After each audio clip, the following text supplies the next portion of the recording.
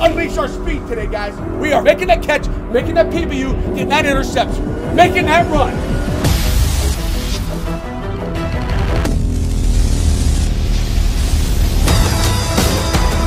It's the Pitt Panthers and the Marshall Thundering Herd. This is Pitt's final non-conference game of the season. Even though these two teams are only a 4-hour drive apart, they have never faced each other in Pitt's 127-year history of college football. Go, baby. Game day, baby. Back at it. You already know it is. First night game. We out here working. About to get after it. You're trained, you're prepared, and you're ready to go. Hit anything that's green and white. We're 2-0 in our house, 3-0 in our house after case. We got one opportunity to get it done. It's 70 degrees, it is beautiful. Should be no problem making plays.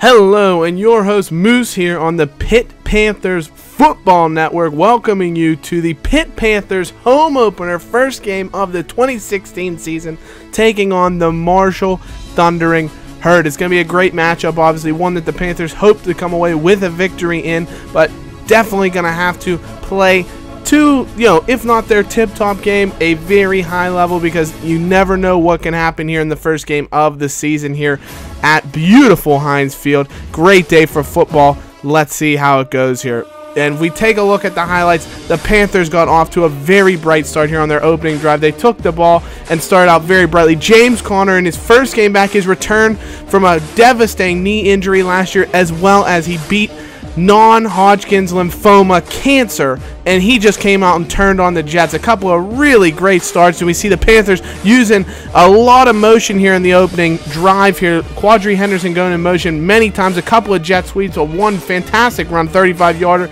and the Panthers have a fantastic drive. Connor picks up right where he leaves off, and then the Panthers drive the whole way down the field, culminating in Nate Peterman throwing an absolute strike to Quadri Henderson, who had gone in motion, and scoring a touchdown. And let me tell you, folks, if it's going to be this easy going down the field this year, then the Panthers are going to light things up this year. There's no doubt about that. It's a great throw. Henderson gets in behind the defensive backs. We mentioned them in the preview as a weakness for Marshall, but the Thundering Herd are not going to, go down without a fight. They drive all the way down the field until Jordan Whitehead, the real impact player for the Panthers on defense, makes a fantastic interception, gets a toe down, and does keep the ball for the Panthers. But unfortunately, on the ensuing possession, after a couple of first downs, Nate Peterman, with a really just careless mistake, Henderson goes on a little bit of an option-type maneuver. It's just a bad pitch, and Marshall comes right back on the ball, and they do make the Panthers pay as Liddell hits Justin Hunt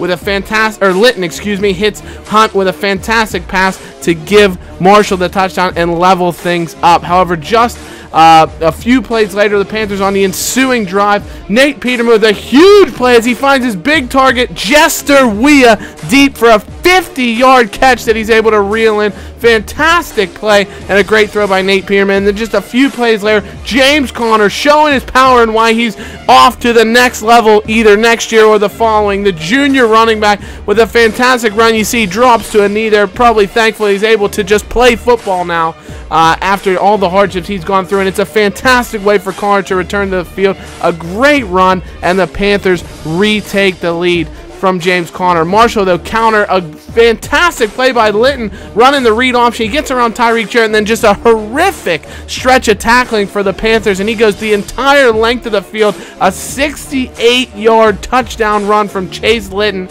and unfortunately for the Panthers, Marshall levels things up yet again, so 28 combined points in the first quarter. The Panthers do respond, though, on their ensuing drive. The kicker with arguably the best or maybe worst name in football, Chris Blewett, puts it through the uprights, and the Panthers do take a 3-point lead.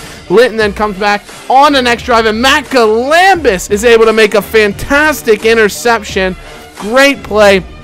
The middle linebacker reads the play, gets out on the running back, and is able to make a fantastic interception, similar to Whitehead's where he gets a foot inbound, and the Panthers continue with a great drive. Peterman finds George Aston, really a dual threat guy who can run, he can catch, he can block, a fantastic weapon of a fullback, and then just like that, after getting down to the 2-yard line, Nate Peterman's able to pause, let the clock run down a bit, and then he does hand off to James Conner, who scores his second touchdown of the matchup to send the Panthers into halftime with a 24-14 advantage. How about that from the big running back? It's just an unbelievable feel-good story for him. And the Panthers do head into halftime with a 24-14 advantage to the defense with a couple of turnovers for us. Otherwise, they do need to get a few stops, but they're making big plays when they have to. There's no doubt about it. And you can see 105 rushing yards, 128 passing yards, so great balance from the Panthers. Marshall was running the hurry-up offense, whereas the Panthers, with that running attack they've been running,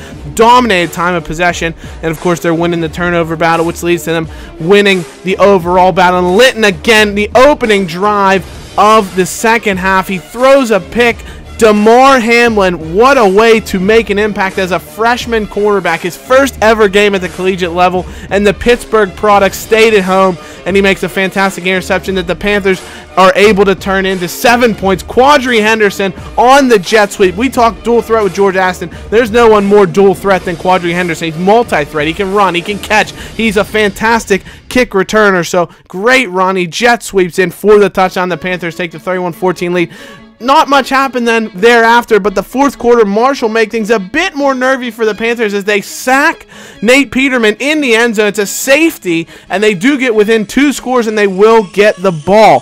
However, in one of the most wild scoring sequences you've ever seen, consecutive safeties, Mike Caprera, the outside linebacker, gets around the edge, and he hits Litton for the Panthers' 3rd sack of the evening, and he gets the safety of their own to make things 33-16 for the Panthers. So what a turn of events. Just a minute 19 to go, and that should pretty much seal the deal, you would think, for the Panthers. Man of the game, James Conner, 106 yards on the ground, 2 touchdowns in his return to the Panthers lineup. The emotional leader putting in an emotional performance for the Panthers, and they do come away with the victory. How about that? 33-16 for Pitt to open up the season.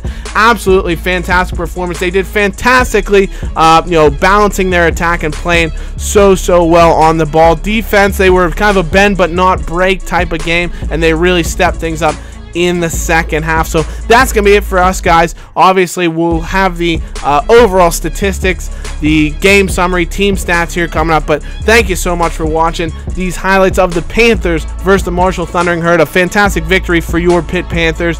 And we will see you in the next episode with a wrap-up of how things went around the NCAA in week 1 of the college football season. So as always, guys, thank you so much for watching. Be sure to stay watching here for the rest of the statistics, and we'll see you in the next episode. Take care. Bye-bye.